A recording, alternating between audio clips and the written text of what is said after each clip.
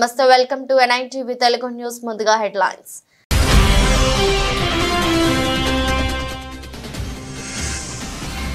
ఆదివాసీల గిరిజనుల అభ్యున్నతికి అధికారులు చిత్తశుద్ధితో కృషి చేయాలి జిల్లా ఉన్నతాధికారులకు రాష్ట్ర గవర్నర్ జిష్ణుదేవ్ వర్మ సూచన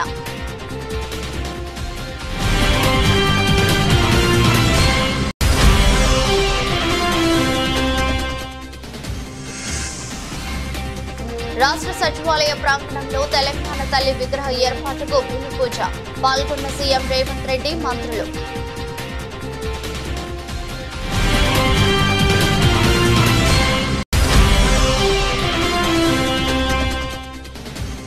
శ్రీకాకుళం నగరంలోని అన్ని డివిజన్లలో మౌలిక సదుపాయాలు కల్పనకు కృషి చేస్తాం పలు చోట్ల రోడ్లపై శంకుస్థాపన చేసిన ఎమ్మెల్యే గొంటు శంకర్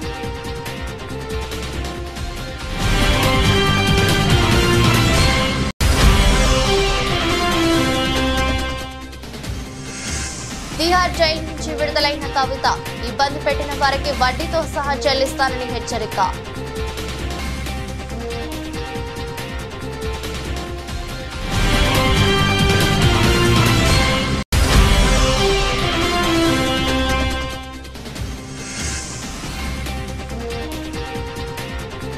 నేటి నుంచి ప్యారిస్ పారాలింపిక్స్ భారీ బృందంతో బరిలో భారత్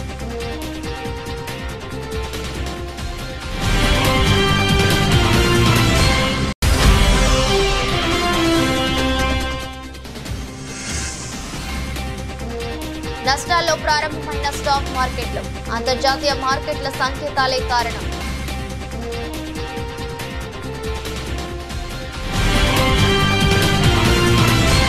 అడవిని నమ్ముకుని జీవించే నిర్మలమైన మనసు గల ఆదివాసీల గిరిజనుల అభ్యున్నతికి అధికారులు చిత్తశుద్ధితో కృషి చేయాలని రాష్ట్ర గవర్నర్ జిష్ణుదేవ్ వర్మ సూచించారు తెలంగాణ రాష్ట్ర గవర్నర్ జిష్ణుదేవ్ వర్మ 3 రోజుల పర్యటనలో భాగంగా ములుగు జిల్లాకు చేరుకున్నారు గవర్నర్ ముందుగా యాదాద్రి జిల్లా పర్యటన అనంతరం రోడ్డు మార్గంలో ములుగు జిల్లా R&B గెస్ట్ హౌస్ కు చేరుకున్నారు సంప్రదాయ నృత్య ప్రదర్శనలతో మహిళలు చిన్నారులు గవర్నర్ కు స్వాగతం పలికారు అనంతరం కలెక్టరేట్ కాన్ఫరెన్స్ హాల్లో జిల్లా ఉన్నతాధికారులతో ప్రత్యేకంగా భేటీ అయ్యారు జిల్లా కలెక్టర్ SP DFO పలు ములుగు జిల్లా సమగ్ర అభివృద్ధికి పవర్ పాయింట్ ప్రెజెంటేషన్ ఇచ్చారు గవర్నర్ జిల్లా అభివృద్ధిపై ఆసక్తి చూపారు ఈ సందర్భంగా ఆయన మాట్లాడుతూ తాను గవర్నర్ గా బాధ్యతలు స్వీకరించిన తొలి పర్యటనగా షెడ్యూల్ ప్రాంతమైన ములుగు జిల్లాను ఎంచుకుని రావడం జరిగిందని పేర్కొన్నారు తాను కూడా గతంలో పంచాయతీరాజ్ రూరల్ డెవలప్మెంట్ మంత్రిగా పనిచేసిన అనుభవం ఉందన్నారు ప్రభుత్వ పథకాలు బాగున్నాయని ప్రశంసించారు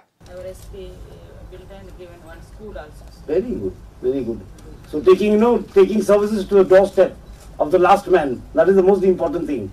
I always tell every officer when I was minister also that last mile delivery is the most toughest. To give the last mile service is the most toughest. Building a 100-story building in Hyderabad is not tough anymore. Taking all these benefits of central government and state government, at the vision of the chief minister and the prime minister and the RD minister to the last man is the challenge. And that's where the collector comes in actually. He is the vehicle of taking the services to the last man. And it is being done here. And this is the upcoming district, there is going to be a medical college, there is going to be a university, university, which is a landmark milestones in development. So it's inclusive growth is going on, and how to make it more intensive and more inclusive, that is what we have to think about. Thank you all for coming. It's nice to have come to the district, and this is my first district. I have started with the tribal district. With RD Minister district. I was also RD Minister by then. I was also RD and PR like that. I was also RD and PR Minister for 5 years. Hyderabad లోని గోషా మహల్లో Osmania general hospital కొత్త భవనాన్ని నిర్మించాలని ముఖ్యమంత్రి రేవంత్ రెడ్డి అధికారులను ఆదేశించారు అందుకోసం Gosha Mahal police stadium police sports complex కలిపి దాదాపు 32 ఎకరాల స్థలాన్ని వెంటనే వైద్య ఆరోగ్య శాఖకు బదిలీ చేయాలని అధికారులను ముఖ్యమంత్రి ఆదేశించారు రాష్ట్ర ప్రభుత్వం అత్యంత ప్రాధాన్యంగా ఎంచుకున్న speed smart proactive efficient and effective delivery ప్రణాళికలలో ఉన్న వివిధ అభివృద్ధి పనులపై ముఖ్యమంత్రి సచివాలయంలో సమీక్ష సమావేశం నిర్వహించారు. వైద్య ఆరోగ్య శాఖ మంత్రి దామోదర్ రాజనరసింహ ఇతర అధికారులు ఈ సమావేశంలో పాల్గొన్నారు. స్పీడ్ జాబితాలో ఉన్న 19 పనుల్లో ఉస్మానియా ఆసుపత్రి కొత్త భవన్ నిర్మాణం, 15 కొత్త నర్సింగ్ కాలేజీలు, 28 కొత్త పారామెడికల్ కాలేజీలు, జిల్లాల్లో సమాఖ్య భవనాల నిర్మాణాలకు సంబంధించిన ప్రణాళికలను సీఎం చర్చించారు. రాబోయే 50 ఏళ్ల అవసరాలకు అనుగుణంగా కొత్త ఆసుపత్రి నిర్మాణానికి అనుభవజ్ఞులైన ఆర్కిటెక్టులతో డిజైన్లు రూపొందించాలని ఆదేశించారు. వివిధ ప్రాంతాల నుంచి వచ్చే ప్రజలకు ట్రాఫిక్ ఇబ్బంది లేకుండా అక్కడికి చేరుకునే కనెక్టింగ్ రోడ్లను అభివృద్ధి చేయాలని, ఆసుపత్రి చుట్టూ నలు దిశల రోడ్డు ఉండేలా డిజైన్ చేయాలని సీఎం చెప్పారు. సెక్రటేరియట్ ప్రాంగణంలో తెలంగాణ తల్లి విగ్రహ ఏర్పాటుకు భూమి పూజ జరిగింది. ముఖ్యమంత్రి రేవంత్ రెడ్డి, ఉప ముఖ్యమంత్రి మల్లు భట్టి విక్రమార్క, మంత్రులు, ఎంపీలు, ఎమ్మెల్యేలు, ఎమ్మెల్సీలు ఈ కార్యక్రమంలో పాల్గొన్నారు. సచివాలయ భవన్ ప్రధాన ద్వారం సమీపంలో విగ్రహం ఏర్పాటు చేయాలని ప్రభుత్వం నిర్ణయించింది. ఈ క్రమంలోనే నేడు భూమి పూజ సైతం నిర్వహించింది. డిసెంబర్ 9న తెలంగాణ తల్లి విగ్రహాన్ని ప్రారంభిస్తామని ఇప్పటికే రేవంత్ ప్రకటించిన విషయం తెలిసిందే. ఇందులో భాగంగా విగ్రహం ఏర్పాటుకు ఇవాళ రేవంత్ భూమి పూజ చేశారు. ఈ సందర్భంగా రేవంత్ రెడ్డి మాట్లాడుతూ తెలంగాణ తల్లి విగ్రహం ఏర్పాటు ఇవాళ శుభదినమని పేర్కొన్నారు. 10 ఏళ్ల నుంచి తెలంగాణ తల్లి తీవ్ర నిర్లక్ష్యానికి గురైందన్నారు. 2004 కరీంనగర్ లో తమ పార్టీ అగ్రనేత సోనియా గాంధీ మాట ఇచ్చారని, తెలంగాణ రాష్ట్ర ఏర్పాటు జరిగిన తరువాత అనేక రకాలుగా వెనుకబడ్డారన్నారు. తెలంగాణ తల్లిని వెనక్కి నెట్టి వారే సర్వం అన్నట్లు గత పాలకులు వ్యవహరించారన్నారు. ముళ్ల కంచె ఏర్పాటు చేసుకుని రాజభోగం అనుభవించాలన్నారు. అది ఒకప్పుడు గడీల భవనమని, ఇప్పుడు మహాత్మా జ్యోతిరావు పులే ప్రజా భవనమని పేర్కొన్నారు. డిసెంబర్ 9 నాడు పెద్ద ఎత్తున వేలాది మందిని నక్లెస్ రోడ్డు మొత్తం ఆనాడు తెలంగాణ సాధనలో ఏ విధంగా అయితే మిలియన్ మార్చ్ చేసి తెలంగాణ ఆకాంక్షను వెలిబుచ్చిండ్రో ఆ స్థాయిలో తెలంగాణ ప్రజలందరూ కూడా తెలంగాణ తల్లి యొక్క విగ్రహ ప్రారంభోత్సవ కార్యక్రమానికి డిసెంబర్ 9 నాడు తరలి వచ్చి పెద్ద ఎత్తున కార్యక్రమాన్ని మనం చేసుకోవాలని ప్రభుత్వం నిర్ణయించింది. ఈరోజు సచివాలయంలో తెలంగాణ తల్లి యొక్క విగ్రహ ఏర్పాటు ప్రక్రియలో ప్రత్యక్షంగా పాల్గొనడము నాకు నిజంగా అదృష్టంగా భావిస్తున్నాను. నేను ఈ అవకాశం చాలా అరుదు. ఎప్పుడో ఒకసారి ఎవరికో ఒకరికి ఇట్లాంటి అవకాశం వస్తుంది. ఈ అవకాశం నాకు రావడం, నా మంత్రివర్గ సహచరులు పెద్దలందరూ ఈ కార్యక్రమంలో నన్ను ముఖ్య అతిథిగా పిలవడం, ఈ కార్యక్రమాన్ని వేద పండితుల సమక్షంలో ఈ కార్యక్రమాన్ని చేసుకోవడం చాలా సంతోషం. మీడియా మిత్రులందరికీ కూడా ఈ కార్యక్రమానికి వచ్చినందుకు మనస్ఫూర్తిగా మీకు అందరికీ అభినందనలు తెలియజేస్తూ పెద్ద ఎత్తున డిసెంబర్ 9 నాడు విగ్రహ ప్రతిష్ట, విగ్రహ ప్రారంభోత్సవ కార్యక్రమాన్ని ఏర్పాటు చేసుకుందామని తెలియజేస్తూ మీ అందరి దగ్గర సెలవు తీసుకుంటున్న మిత్రులారా, ధన్యవాదాలు. బీఆర్ఎస్ ఎమ్మెల్సీ కవిత తిహార్ జైలు నుంచి విడుదలయ్యారు. ఢిల్లీ మద్యం పాలసీ కేసులో దాదాపు 6 నెలల క్రితం అరెస్ట్ అయిన కవితకు సుప్రీంకోర్టు ఇవాళ బెయిల్ మంజూరు చేసింది. దీంతో ఆమె జైలు నుంచి విడుదలయ్యారు. రాత్రి 8 గంటల తర్వాత ఆమె జైలు నుంచి బయటకు వచ్చారు. బయటకు రాగానే తన కుటుంబ సభ్యులను చూసి ఆమె భావోద్వేగానికి లోనయ్యారు.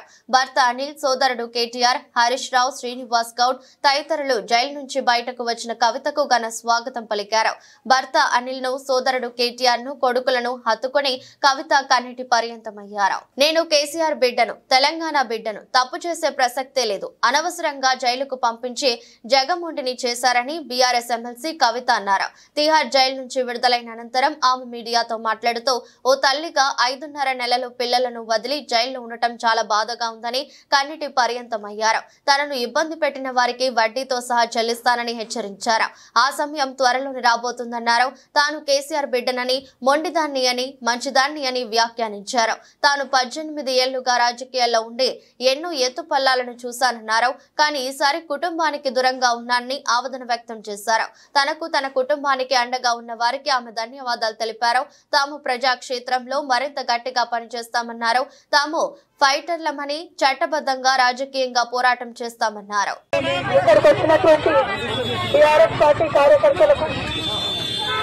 అందరికీ మీడియా మిత్రులకు హృదయపూర్వకంగా నమస్కారం.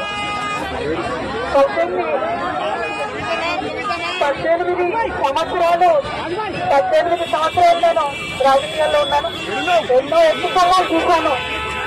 కానీ పర్సనల్ గా నాకైనా నా కుటుంబానికైనా ఒక తల్లిగా పిల్లల్ని వదిలి 5.5 నెలలు ఉండడం అన్నది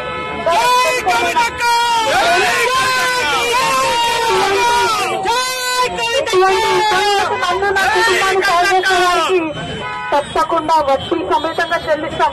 సమయం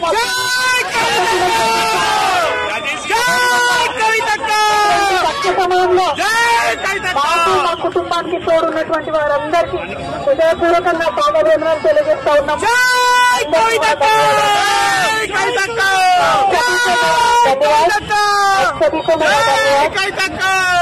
5.5 महीने के बाद आज फैमिली से मेरे बेटे से पति से मेरे भाई से सबसे मुझसे थोड़ा हम भावुक हो गए हैं लेकिन ఏపీలో కూటమి ప్రభుత్వం అధికారంలోకి వచ్చాక దాడులు, హత్యలు, అక్రమాలు తప్ప ఈ 3 నెలల్లో వాళ్ళు చేసింది ఏమీ లేదని వైసీపీ మాజీ ఎమ్మెల్యే కాసు మహేష్ అన్నారు. గురజాల నియోజకవర్గం పిడుగురాళ్ల మండలం జూలకల్లులో దళిత మహిళ మనీషా తన తండ్రి రేషన్ షాపును ఆయన చనిపోయాక చూసుకుంటుంటే టీడీపీ అధికారంలోకి వచ్చాక షాపు తీసేయడమే కాకుండా అక్రమ కేసులు పెడతామని హింసించడంతో కాలువలో దూకి ఆత్మహత్య చేసుకుందని, ఇంతకన్నా దుర్మార్గం ఇంకొకటి ఉండదని మండిపడ్డారు.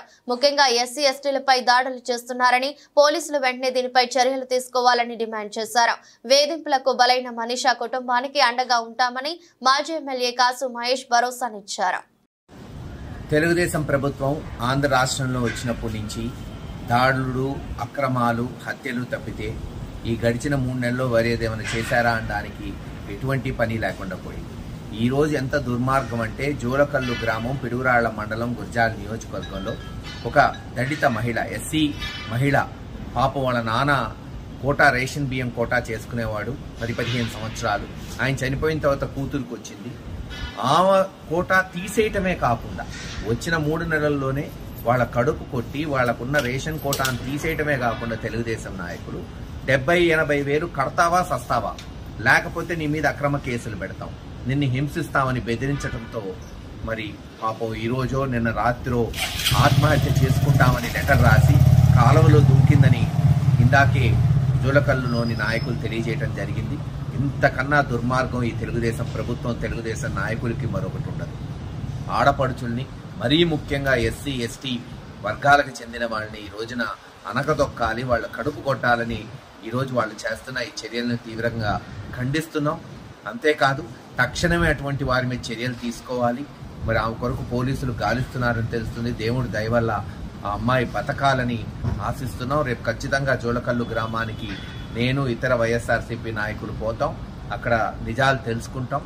తదుపరి చర్యలు ఏముంటాయి కూడా మరి త్వరలోనే తెలియజేస్తామని తెలియజేస్తాం. MLC Kalvakuntla Kavitha BRS party కుటుంబ సభ్యులకు పేరు పేరున కృతజ్ఞతలు తెలియజేశారు.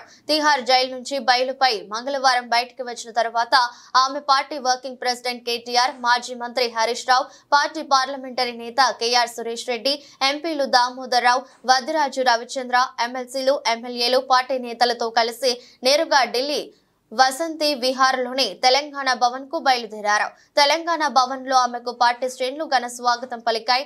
ఎమ్మెల్సీలు, మాజీ మంత్రులు, ఎమ్మెల్యేలు, మాజీ ఎంపీ మాలోద్ కవిత, మాజీ ఎమ్మెల్యేలు బాల్కా సుమన్, మాజీ ఎమ్మెల్సీలు తదితరులతో కవిత సమావేశం జరిగింది. ఈ సందర్భంగా పార్టీ వర్కింగ్ ప్రెసిడెంట్ కేటీఆర్ ఢిల్లీకి స్వచ్ఛందంగా వచ్చి కుటుంబానికి, పార్టీకి అండగా ఉన్న ప్రతి ఒక్కరికి కృతజ్ఞతలు తెలియజేశారు. ఎమ్మెల్సీ కవిత మాట్లాడుతూ కష్టకాలంలో అండగా ఉన్న ప్రతి ఒక్కరికి కృతజ్ఞతలు తెలిపారు. బుధవారం మధ్యాహ్నం హైదరాబాద్ రానున్నట్టు వెల్లడించారు. సమావేశ మందిరంలోకి వచ్చిన తర్వాత ఆమెకు కేటీఆర్ మిఠాయి తినిపించి స్వాగతం పలికారు. వాహనదారులు ప్రతి ఒక్కరూ హెల్మెట్ తప్పనిసరిగా వాడాలని, హెల్మెట్ వాడకపోవడం చేతనే వాహన ప్రమాదాలలో 95% మరణాలు సంభవిస్తున్నా ప్రకాశం జిల్లా పొదిలి సిఐ టి వెంకటేశ్వర్లు తెలిపారు. హెల్మెట్ వాడకంపై అవగాహన కల్పిస్తూ పట్నంలో భారీ బైక్ ర్యాలీ నిర్వహించారు. హెల్మెట్ వాడకంలో ఎటువంటి నిర్లక్ష్యం వహించరాదని, మనం సక్రమంగా ఉన్న ప్రమాదం ఏ రూపంలో వస్తుందో ఊహించలేమని, మనం మన కుటుంబం సురక్షితంగా ఉండాలంటే హెల్మెట్ తప్పనిసరిగా వాడాలని ఆయన విజ్ఞప్తి చేశారు. వాహనాలపై తప్పనిసరిగా రేడియం స్టిక్కర్స్ కూడా వాడాలని, చీకటిలో దాదాపు ప్రమాదాలను నివారించగలుగుతారని ఆయన తెలిపారు. పోలీస్ స్టేషన్ నుంచి బయలుదేరిన ర్యాలీ పెద్ద బస్టాండ్, చిన్న బస్టాండ్, విశ్వనాథపురం అడ్డరోడ్డు వరకు సాగింది. ర్యాలీ భాగంగా ప్రజలకు హెల్మెట్ వినియోగం అవగాహన కల్పించారు. ఈ కార్యక్రమంలో ఎస్ఐ వేమన, పోలీస్ సిబ్బంది, పట్నంలోని యువకులు తదితరులు పాల్గొన్నారు. గౌరవనీయులు మా జిల్లా ఎస్పీ గారైన దామోదర్ సార్ గారు ఆదేశాల మేరకు హెల్మెట్ ప్రమాదాల వల్ల ఎంతోమంది 90% ఆఫ్ ది యాక్సిడెంట్ డెత్స్లో ఎక్కువ మంది హెల్మెట్ లేకపోవడం వల్లే చనిపోతున్నందున మొదటి విడతగా ప్రజలందరికీ అవేర్నెస్ చేపడదామనే ఉద్దేశంతో మా డిఎస్పీ గారు లక్ష్మీనారాయణ గారి ఆదేశాల ప్రకారం ఈరోజు హెల్మెట్ ఉంటే దాని ఆవశ్యకత గురించి తెలియజేయడానికి మన పొదిలి పట్టణంలో కుర్రవాళ్ళతోటి మా స్టాఫ్ తోటి పొదిలి ఎస్ఐ గారితో ఈ ర్యాలీ చేపట్టడం జరిగింది. చాలామంది టౌన్లో మాకేం అవ్వదులే, మేము తక్కువ స్పీడ్తోనే పోతున్నాం కదా అనే నిర్లక్ష్యం వైఖరితో ఉంటారు. ప్రమాదం ఎప్పుడు చెప్పిరాదు. ఈ రోజున రోడ్డు ప్రమాదాల్లో చనిపోతున్న వాళ్ళలో 95% మంది కేవలం హెల్మెట్ లేకుండా ఉండటం వల్లనే, తలకు జరిగిన దెబ్బల వల్ల మాత్రమే చనిపోతున్నారు. కాబట్టి ప్రజలందరూ కూడా మీ కుటుంబాలకి మీ ఆవశ్యకత ఎంత ఉంటుందో, అసలు మీ ఇంపార్టెన్స్ ఎంత ఉంటుందో, మీ లైఫ్కు ఉన్న ఇంపార్టెన్స్ ఎంత అయిందో తెలుసుకొని మీరు ప్రతి ఒక్కళ్ళు విధిగా హెల్మెట్ పెట్టుకోవాలని తెలియజేస్తున్నాము. ఈ వారం మొత్తం కూడా ఈ అవగాహన కార్యక్రమాలు చేపట్టిన తర్వాత కూడా ఫైన్లు కూడా విధించడం జరుగుతుంది. కాబట్టి ప్రజలందరూ కూడా హెల్మెట్ యొక్క అవసరం, దాని విలువ తెలుసుకోవాలని, ప్రతి పండుగ ప్రశాంత వాతావరణంలో శాంతియుతంగా జరుపుకోవాలని సదుద్దేశంతో అన్ని మతాల పెద్దలతో పీస్ కమిటీ సమావేశం ఏర్పాటు చేశామని రామగుండం సిపిఎం శ్రీనివాస్ అన్నారు. ఈ విషయమై ఆయన మాట్లాడుతూ వినాయక విగ్రహాలు ఏర్పాటు చేసుకునేవారు అన్ని వివరాలతో సంబంధిత పోలీస్ స్టేషన్లో సంప్రదించి తప్పనిసరిగా అనుమతి తీసుకోవాలన్నారు.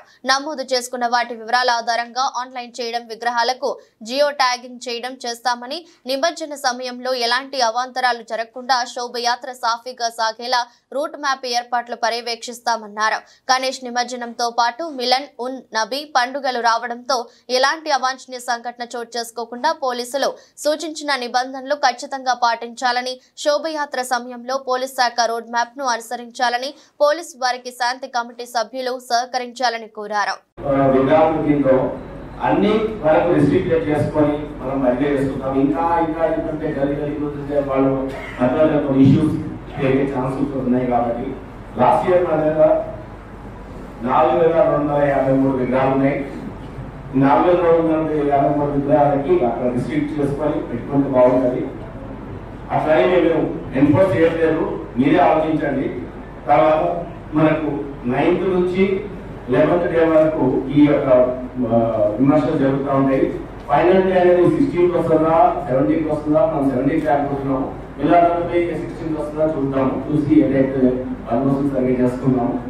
తర్వాత ఈ బందోబస్తు చేసినప్పుడు తర్వాత ఈ బంధువులు కూడా పిల్లల్ని చూసుకోవడము, తర్వాత మహిళలు వస్తుంటే వాళ్ళకి పూజా ప్రసాదాలు చేయడము చేసేటప్పుడు కానీ, తర్వాత ఆక్కాయలు కానీ ఇట్లాంటివి లేకుండా మా షీమ్స్ అన్ని అలర్ట్ గా ఉంటాయి. మనకు ప్రతి పాయింట్ చెక్ పాయింట్ దగ్గర ప్రతి పాయింట్ బుక్ ఉంటుంది. తర్వాత సీనియర్ ఆఫీసర్ ఈవెన్ ఇంక్లూడింగ్ మీ మేము విజిట్ చేస్తూ ఉంటాం. దాన్ని మీరు దానికి సహకరించాలి. దాని తర్వాత ఈ ఎలక్ట్రిసిటీ వైరింగ్ తీసుకోవడం కానీ, తర్వాత అన్ని చిన్న విషయాలు ఇంతకుముందు చెప్పాను కదా, చిన్న విషయం కూడా మీరు అన్ని చెక్ చేసి పెట్టుకొని వైరింగ్ బాగుందా, లైట్ బాగున్నాయా, దాని తర్వాత బ్యారికేడ్ ఉందా, లేదా జరుగుతూ లోపకుండా అన్ని ఒక రకంగా చూసుకొని ఎవరైతే ఆర్గనైజర్ ఉంటారో అతని యొక్క బాధ్యత ఇది, అతను చూసుకోవాల్సిన బాధ్యత ఇది. అలాగే మీరు ప్రొసెషన్ పిల్లలు ప్రొసెషన్స్ ఉంటే అక్కడ చెప్పినప్పుడు పిల్లలు కూడా అన్నెసరిగా హాంకింగ్ చేసుకుంటూ బయట కదా వాళ్ళకు కూడా పెద్ద మనుషులాగా మీరు చెప్పి మనం ప్రశాంతంగా ఒక గ్రేస్ఫుల్ గా చేసుకోవాలని చెప్పేసి మేము కోరుతున్నాము. సో అలాగే పీస్ కమిటీ మెంబర్స్ అందరూ కూడా ఒక పీస్ సోల్జర్స్ గా ఉండాలని కోరుకుంటున్నాము. సుందర శ్రీకాకుళం నిర్మాణంలో ప్రతి ఒక్కరం భాగస్వామ్యం అవుదామని శ్రీకాకుళం ఎమ్మెల్యే గొండు శంకర్ పిలుపునిచ్చారు. నగరంలోని బలగా ఎంపీడీఓ కార్యాలయం సమీపంలో మేజర్ కాలనీ తదితర ప్రాంతాల్లో సిమెంట్ రోడ్లకు బుధవారం శంకుస్థాపన చేశారు.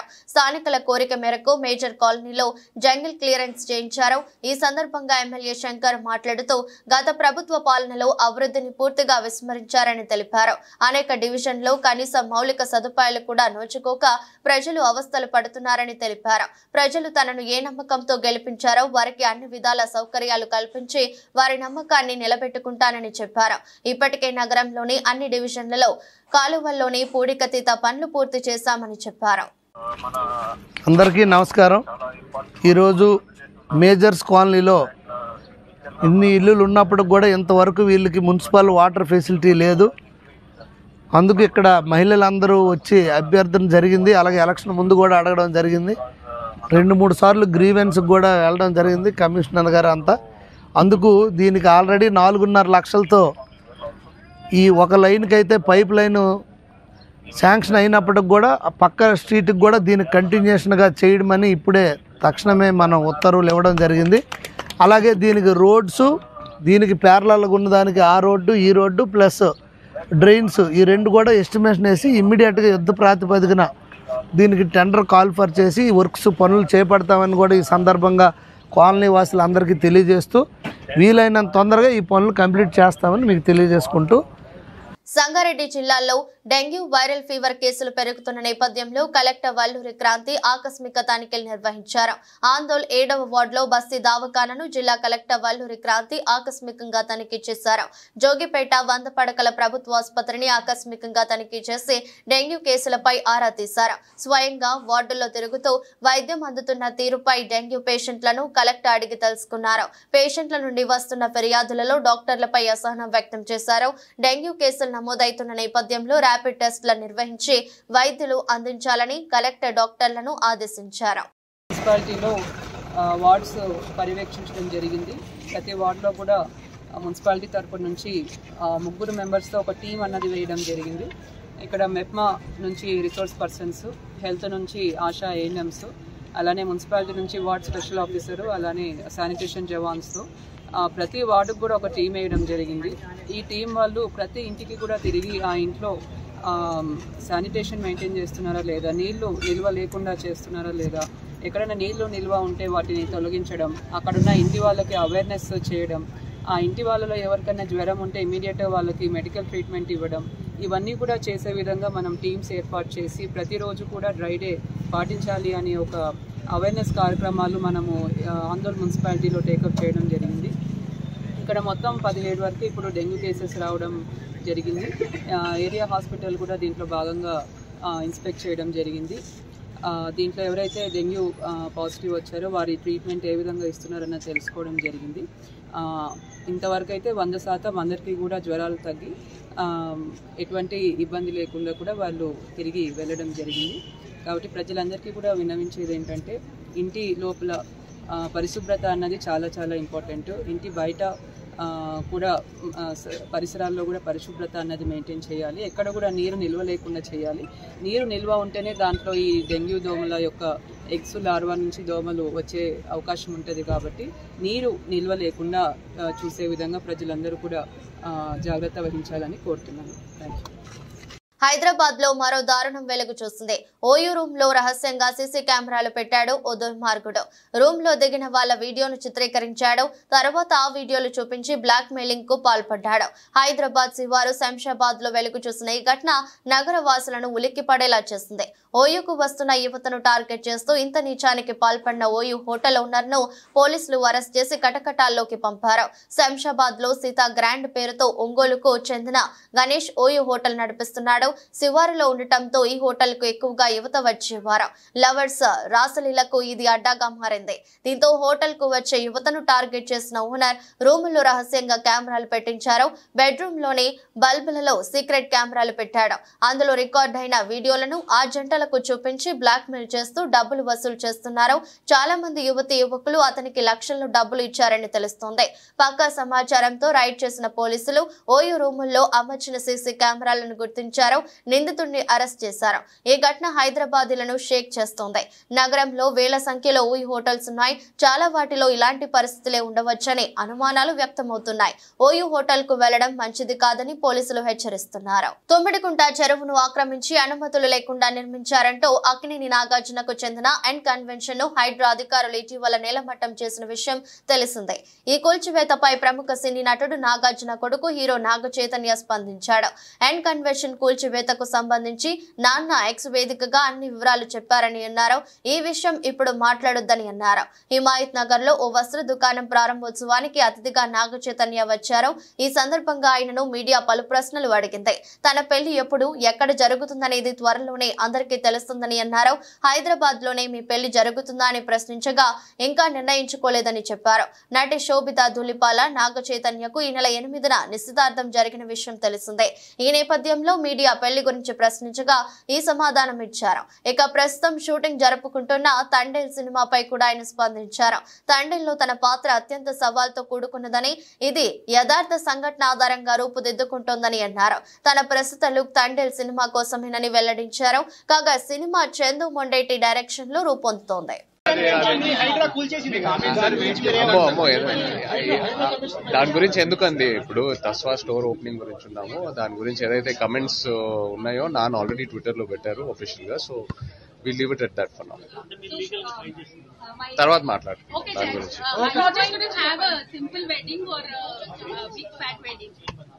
I don't know what is a big నాకు పెళ్ళంటే it's always to have people who mean a lot to me. It doesn't have to be big, but the people who mean a lot to me, and also keeping all the cultures and traditions in mind. So that's how I like that. So it will be in Hyderabad? చెప్తా. Paris Paralympics కు మరికొన్ని గంటల్లో అట్టహాసంగా తెరలేవనుంది. సుదీర్ఘ Olympics చరిత్రలో కని విని ఎరుకని రీతిలో చారిత్రక సీన్ నదిపై ఆరంభ వేడుకలతో ప్రపంచ దృష్టిని ఆకర్షించిన పారిస్ మరోమారు అలరించేందుకు ముస్తాబవుతోంది. తమ చారిత్రక వారసత్వాన్ని, వైభవాన్ని ప్రపంచానికి పరిచయం చేసేందుకు ఫ్రాన్స్ విభిన్న కళారీతులతో అనువిందు చేయనుంది. 12 రోజుల పాటు సాగనున్న మెగా టోర్నీలో మొత్తం 4400 మంది పారా అథ్లెట్లు 22 క్రీడాంశాల్లో 549 పథకాల కోసం పోటీ పడనున్నారు. ఇక భారత్ విషయానికొస్తే ఈసారి 84 మందితో 12 విభాగాల్లో పథకాల వేట కొనసాగించనుంది. టోక్యో పారాలింపిక్స్ లో 5 స్వర్ణాలు సహా 19 పథకాలు సాధించిన మన అథ్లెట్లు ఈసారి మరింత మెరుగైన ప్రదర్శన కనబర్చాలని చూస్తున్నారు. పారిస్ పారాలింపిక్స్ లో ఈసారి ఖచ్చితంగా పథకం సాధిస్తారన్న వారిలో తెలంగాణ యువ అథ్లెట్ జీవాంజీ దీప్తి, మరియప్పన్, తంగవేలు, యోగేష్ కదునియా, శీతల్ దేవి, కృష్ణా నాగర్, సుహాస్ యతిరాజ్, భవి నాబెన్ పటేల్ ముందున్నారు. గత 2 వారాలుగా స్వల్ప లాభాల్లో ట్రేడ్ అవుతున్న స్టాక్ మార్కెట్లు బుధవారం స్వల్ప నష్టాలతో ప్రారంభమయ్యాయి. భౌగోళిక రాజకీయ పరిస్థితుల కారణంగా అంతర్జాతీయ మార్కెట్ల నుంచి మిశ్రమ సంకేతాలు అందుతున్నాయి. దీంతో ఇన్వెస్టర్లు అలర్ట్ అవుతున్నారు. తద్వారా ఇవాళ స్టాక్ మార్కెట్ ప్రారంభమైనప్పటికీ సూచీలు ఒడుదుడుకులకు ఎదుర్కొంటున్నాయి. బుధవారం ఉదయం 9:40 ప్రాంతంలో ట్రేడింగ్ ను లాభాలతోనే మొదలుపెట్టిన సూచీలు కాసేపటికే నష్టాల్లోకి జారుకున్నాయి. ఉదయం 10:05 సమయంలో సెన్సెక్స్ 15.85 పాయింట్ల నష్టంతో 81,695, నిఫ్టీ 9.80 పాయింట్ల నష్టంతో 25,007 వద్ద ట్రేడ్ అవుతోంది. డాలర్తో రూపాయి విలువ 2 పైసలు క్షీణించి 83.95 వద్ద కొనసాగుతుంది. నిఫ్టీలో లాభాల్లో LTI, mind tree, Mahindra and Mahindra, Tata Motors, Titan company, IndusInd bank షేర్లు ఉండగా Bajaj Finserv, hero Motors, Tata steel, HCl technologies, ONGC నష్టాల్లో నడుస్తున్నాయి. అమెరికా డాలర్ ఇండెక్స్ 100.5 పాయింట్లకు చేరింది. బారెల్ క్రూడ్ ఆయిల్ ధర 80 అమెరికన్ డాలర్లకు చేరుకుంది. S&P 500 సూచీ 0.16%, నాస్డాక్ 0.16%, డో జోన్స్ 0.02% లాభపడ్డాయి. చైనా షాంఘై సూచీ 0.22%, జపాన్ నిక్కీ 0.08%, ఆస్ట్రేలియా ASX సూచీ 0.35% మేర తగ్గిపోయాయి. కాగా అమెరికా మార్కెట్లు మంగళవారం లాభాల్లో ముగిశాయి. S&P 0.16%, Nasdaq 0.17% లాభపడ్డాయి. వార్తలు ముగించే ముందు మరోసారి హెడ్లైన్స్.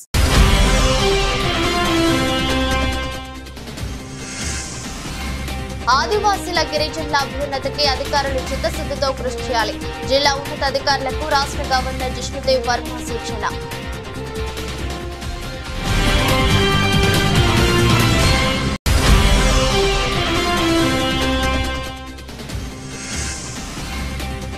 రాష్ట్ర సచివాలయ ప్రాంగణంలో తెలంగాణ తల్లి విగ్రహ ఏర్పాటుకు భూమి పూజ. పాల్గొన్న సీఎం రేవంత్ రెడ్డి, మంత్రులు.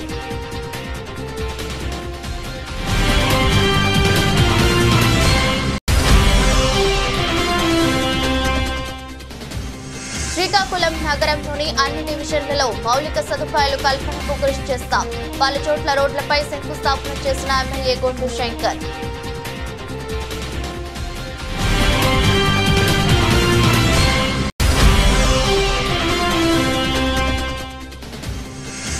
తిహార్ జైలు నుంచి విడుదలైన కవిత ఇబ్బంది పెట్టిన వారికి వడ్డీతో సహా చెల్లిస్తానని హెచ్చరిక.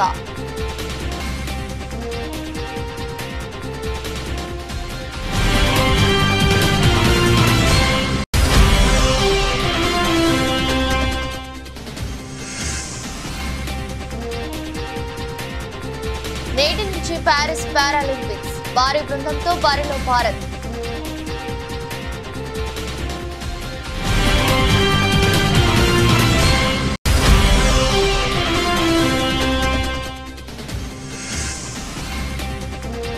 నష్టాల్లో ప్రారంభమైన స్టాక్ మార్కెట్లు అంతర్జాతీయ మార్కెట్ల సంకేతాలే కారణం.